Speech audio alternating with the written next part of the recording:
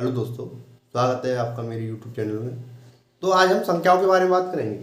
तो देखो भाई, सबसे पहले पढ़ेंगे हम पूर्ण संख्या।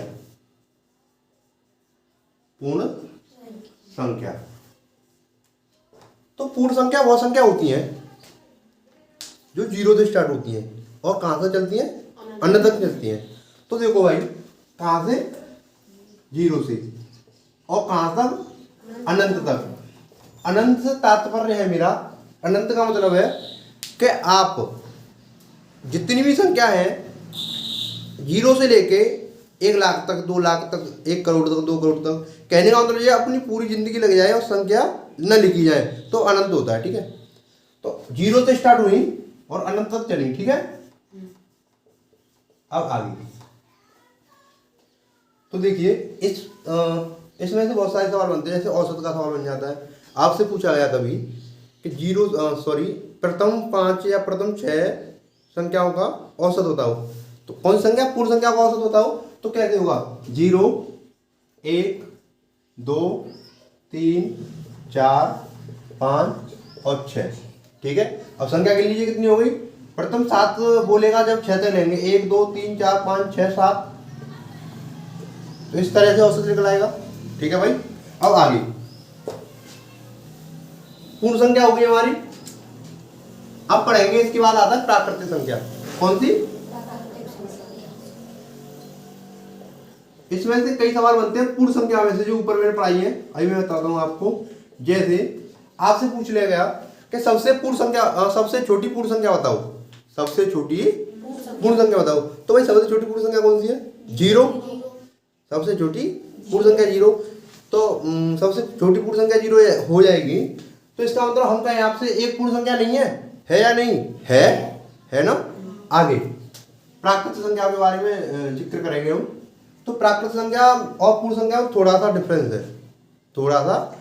वो क्या, पूर्ण संख्या 0 से स्टार्ट होती है और प्राकृतिक संख्या 1 से स्टार्ट होती है। और ये भी कहां से चलती है, अनंत तक।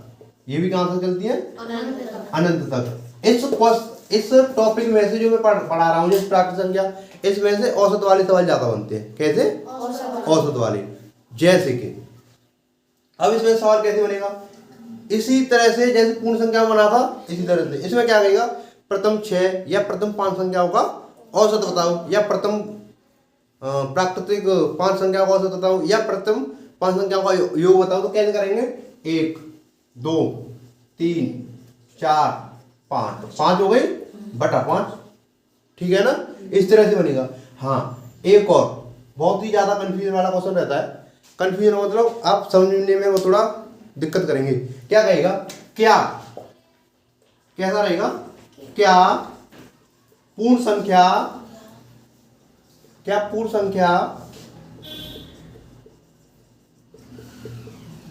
प्राकृतिक संख्या है।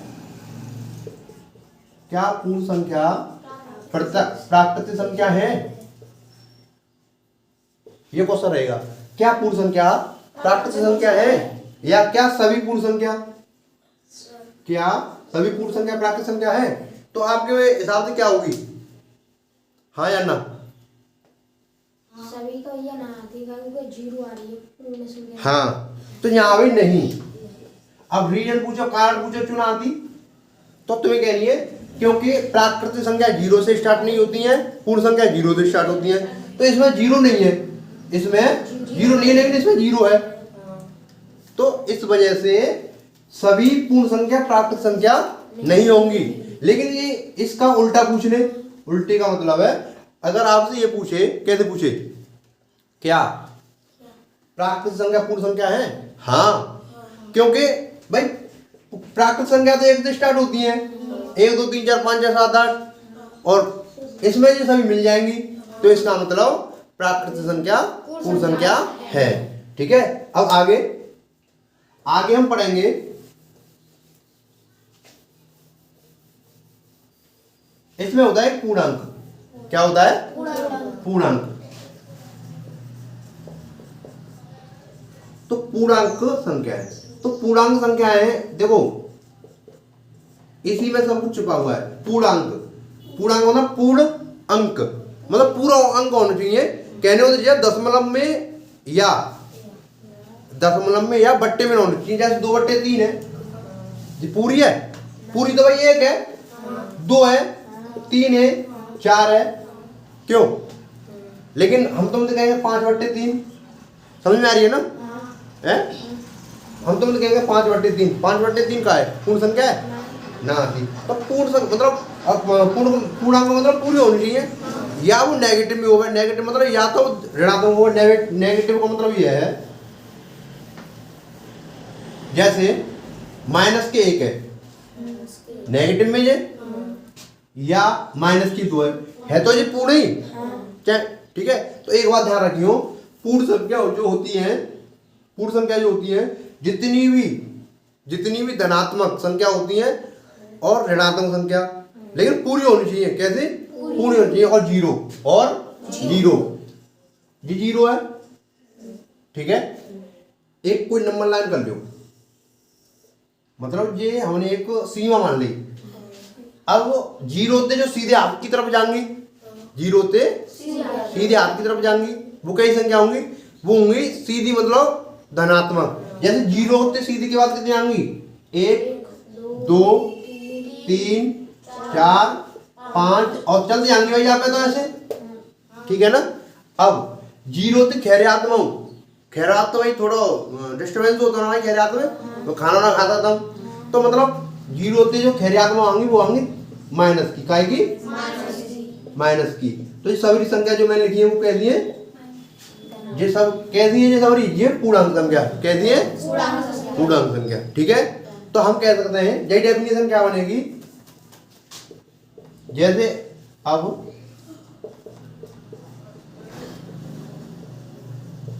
ये संख्या है सब, ठीक है। तो जितनी भी हमारी ऋणात्मक संख्या है मतलब नेगेटिव की है, और जितनी भी हमारी धनात्मक संख्या है मतलब होनी चाहिए पूर्ण। कैसे? पूर्ण। और 0 लगा के ये सब संख्या कैसे कहलाते हैं? पूर्णांक कहलाते हैं। कैसे कहलाते हैं? पूर्णांक कहलाते हैं। और आगे अब जिक्र करेंगे हम सम संख्या और विषम संख्या को। कौन सी संख्या को? सम और विषम। आते हैं ना? आती सम विषम आते हैं। तो जैसे सम संख्या पढ़ेंगे हम पहले। कैसे पढ़ेंगे? सम संख्याएं। तो भाई सम संख्या होती कौन सी है? समझो, सम संख्या वे संख्या होते हैं जिनमें या तो 2 को भाग चला जावे, या इकाई के अंक पे, जैसे संख्या बननी है हमारी, इकाई अंक होता है उसका, इकाई के अंक पे 2 4 6 8 और 0, ठीक है। ठीक है ना। जिन संख्याओं में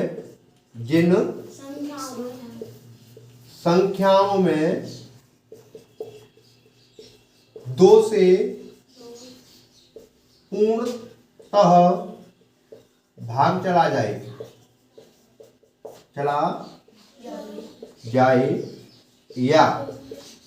या इकाई अंक पर 0 2 4 6 8 हो, ठीक है, वह संख्या सम संख्या कहलाते हैं। जैसे 42 है, सीधी सीधी बात है, कुछ ना देखो तुम, 2 को भाग ना देके देखना, बस इकाई अंक देखो 2 है, और हमने क्या लिखा है यहाँ पे? इकाई अंक पर क्या हुआ? 0 2 4 6 8 हो में, तो क्या 2 ना इकाई अंक पर, तो 2 को भाग चलो जा रहा हो, ठीक है ना। अब ये तो छोटी संख्या ले ली हमने, बहुत बड़ी संख्या ली एक ये। अब मैं तुमसे पूछूं क्या यह संख्या सम संख्या है? तो सीधी सी बात है, तुम भाग ना देके देखो ना 2 को, सिंपल सी बात है भाई। क्या देखो? इकाई अंक देखो, इकाई अंक में 2 को भाग जा रहा हूं, सॉरी इकाई अंक के 6 ना, तो ये संख्या कैसी है यहाँ भी? सम संख्या है यहाँ भी। अब नेक्स्ट, अब बात करते हैं विषम संख्या की, विषम संख्या की। तो भाई विषम संख्या कौन सी संख्या होते हैं? अपोजिट, मतलब सम संख्या की बिल्कुल अपोजिट संख्या होते हैं। अब मैं नाम क्या लिखाए हो सम संख्या में? जिन संख्या में 2 से पूर्ण भाग चला जाए, इकाई अंक पर 0 2 6। हाँ यही। अब विषम संख्या ये लिखी जाएंगी कि जिन संख्याओं में 2 से पूर्णतः भाग न जाए और इकाई अंक पर और इकाई अंक पर क्या हो गए जी सॉरी 1 3 5 7 और 9 ठीक है। अब जैसे अब मैं तुमसे बात करूं कोई एक छोटी संख्या ले लूं 49 ले ली मैंने। अब मैं तुमसे पूछूं क्या भाई यह विषम संख्या है तो तुम्हारा क्या जवाब होगा कि विषम संख्या हत्या है। अच्छा और हमने कोई बड़ी सी संख्या ले ली क्या जीते हाँ हत्या है क्योंकि सिंपल सी बात है क्या देखो अंक में 7 इकाई अंक देखो इकाई अंक पर 7 है तो जो कैसी संख्या है विषम संख्या। अब आगे आगे पढ़ेंगे हम अभाज्य संख्या और भाज्य संख्या जो देखिए आप नेक्स्ट वीडियो में। Thank you.